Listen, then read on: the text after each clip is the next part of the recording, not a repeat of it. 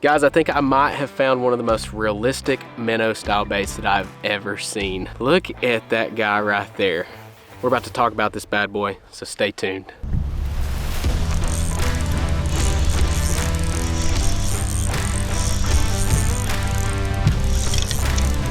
Strobe minnow.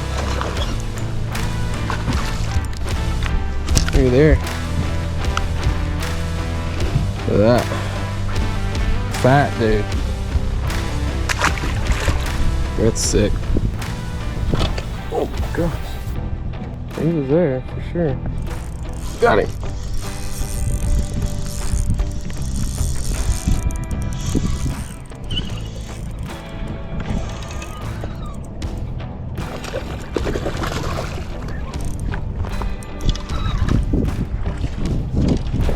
Solid one on the strobe minnow. Look at that thing. Heck yeah, dude. This is so cool. That thing looks so realistic. That's fun. So guys, here in the last couple years, bait manufacturers, bait designers have really stepped up their game, you know, in every element, from hard baits to soft baits.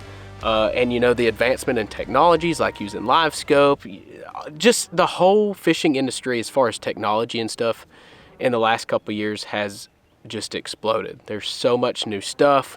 We've got so many more tools to work with. The designers have so much more information, you know, from being able to watch your bait on live scope, stuff like that. The creativity in the fishing industry right now is at an all-time high, in my opinion. But I've been messing around with a lot of jig heads, a bunch of different minnows here in the last couple months, and I'm really excited because I've been wanting to do this all summer long and been pumped for fall time to get on this, you know, small minnow style pattern. You know, you can catch a ton of fish this time of year, and you know, we're going to talk about that. I just finished up a trip yesterday on Guntersville, trip today on Smith Lake, and this bad boy caught him. So what is this exactly? Well, anyways, the other day I was walking in Academy, just shopping around, and you know, I stumbled across something that really caught my eye, and this is the 6th Sense strobe minnow. This is the 4-inch version. As you can see, I've almost used all of them.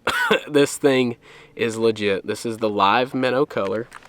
Right here I've got this one. This one was from yesterday. Look how chewed up that thing is. Like, they have beat the ever-living stew out of this thing. Caught so many fish.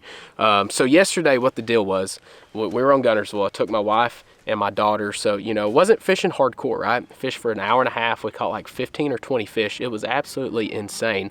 One of the biggest schools of fish that you know, I had ever seen. I think it could have been a record day as far as numbers. The fish weren't big. There was a few big dots mixed in when I was looking at them on Mega Live, but for the most part, it was just a really big school of those 1 to 2 pound largemouth feeding on those small threadfin shad. They wouldn't eat anything. I threw a 4.5 inch. I threw a 5 inch, and just couldn't get them to bite. So I swapped to this guy, the strobe minnow, and we'll just go ahead and rip this thing off. It's unfishable. We caught too many fish with it.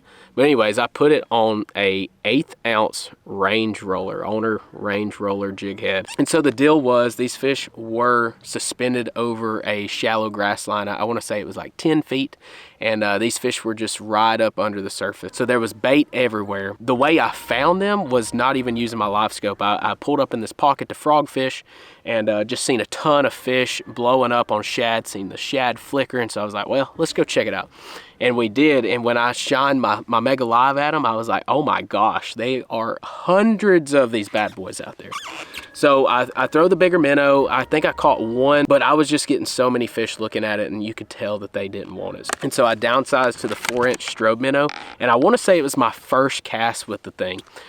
It was crazy. So I had a 3/16 ounce weight on my bigger minnow, and it was just staying too low. You know, these fish were right up under the surface of the water. And so I swapped to the 1/8 ounce range roller and paired it with this strobe minnow, and it just has a really good action. This jig head allows it to rock some, which I think the tail being so bulky kind of limits your rolling action. At least that's what I've seen with it. But paired with the range roller, it still has a really good action. I haven't tried it on any other jig head. I literally just first time fishing this was yesterday, so this is like my honest review. I haven't even looked into this bait. You know, I just saw it in Academy and decided, you know, thought it looked good, thought it looked super realistic, so we started fishing it.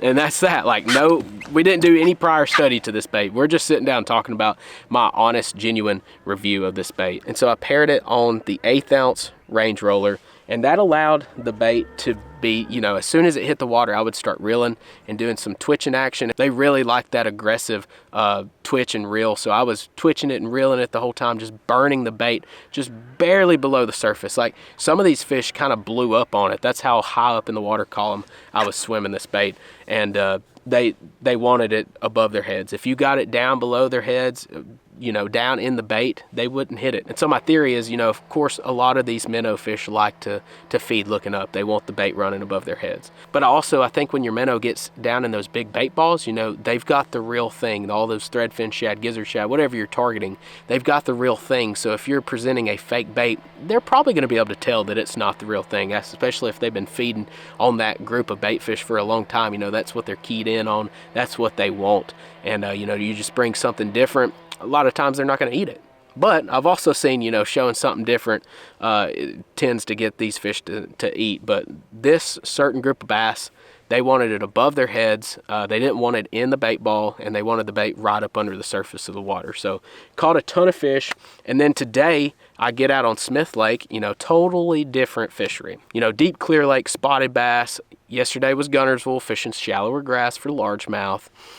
Two total different fisheries. So I started out with this minnow on the 1/8 ounce range roller, and quickly realized that these fish were not going to come up that close to the water surface. I was fishing like some points that were like 20 to 25 feet, but these fish were suspended like a couple feet off the bottom. So when they would get real grouped up, I swapped to, this is what I have on right now. This is a 3/16 range roller. So this would allow it to fall a little bit. It would allow me to work it a little bit faster and keep it in that strike zone longer. That way it wasn't super high up in the water column. Because if you're fishing and twitching that 1/8 ounce jig head with a minnow really fast, it's just going to rise up and it's going to be really close to the water.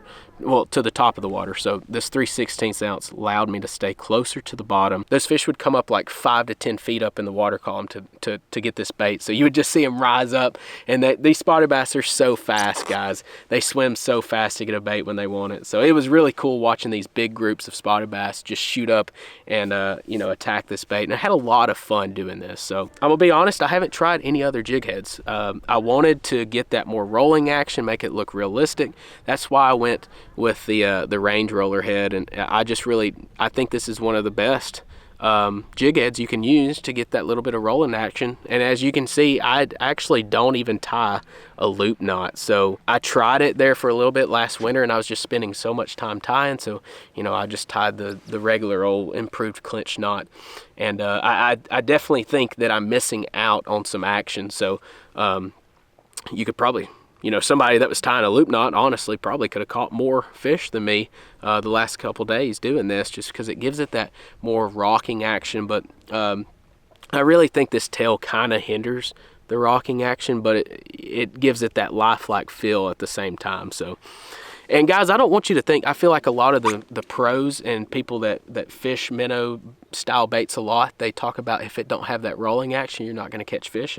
And I would have to totally disagree. You know, we're going to break that down here shortly on the channel here in the next couple videos about rolling jig heads and, you know, just that standard popping style jig head whenever you're fishing a minnow, and my personal experience with it. But I would have to disagree. You know, it's a different feel.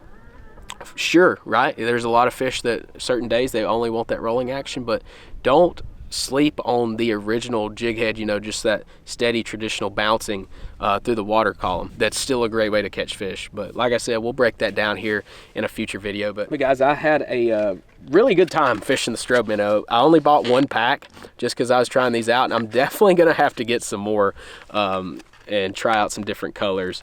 But I'm very impressed. I really don't think I've ever seen a minnow style bait that looks as realistic as this. This looks like a legit threadfin shad that I would pull out of a bass's mouth. It's crazy the design that 6th Sense was able to come up with that. But yeah, 1/8 ounce Range roller head, if you're wanting to keep it right below the surface, which a lot of times this time of year these fish are feeding up higher in the water column, and you can do that pretty much on any fishery. If I would have fished some more shallower areas, some backwater areas here today on Smith Lake, I think I could have gotten away with the 1/8 ounce, but I was just targeting a lot deeper fish, so that's why I swapped to the 3/16 ounce. But yeah guys, as far as my setup, I like a lighter rod, spinning rod of course. This is a 6/8 medium Duckett Pro Series. And the reason I like that, especially on like the 1/8 ounce head, is it just really gives you a lot of play in the rod tip, lets you really twitch it and have that sensitive tip, because a lot of times if you're not actually watching the fish eat on Mega Live, sometimes that fish could be on there for a while before you even feel it, especially if you're, you know, having a lot of slack out whenever you're twitching. This is the perfect setup that I have found. Really allows me to get the most action out of that bait, but still have that sensitive feel, you know, where I can detect a bite if I'm not watching them on Mega Live. We got a Shimano Noski reel, 15-pound spider wire braid. I don't really think brand matters. 15 to 20-pound test braid, and then I tie it to a 10-pound Yozuri fluorocarbon leader. But yeah guys, that's pretty much it for the strobe minnow. I'm really impressed with this bait. I think I would overall, you know, just from 2 days of fishing, I think it's probably like an 8.5 out of 10, maybe a 9 out of 10 bait. I really like it. I'm looking forward to buying some more and testing more colors out, maybe some different sizes too, trying it out on different jig heads as well.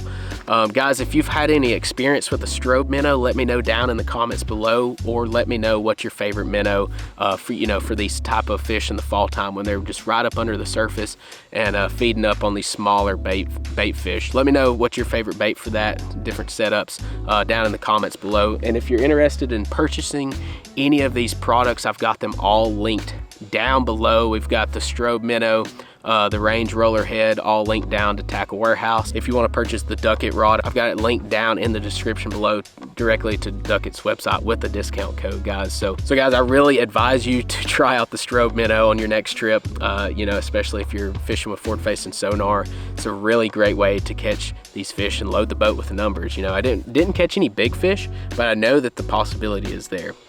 It's just from seeing how many fish that I caught. But guys, I want to thank you so much for watching. If you enjoyed this video, make sure to hit that like button, subscribe to the channel, and we will see you in the next one.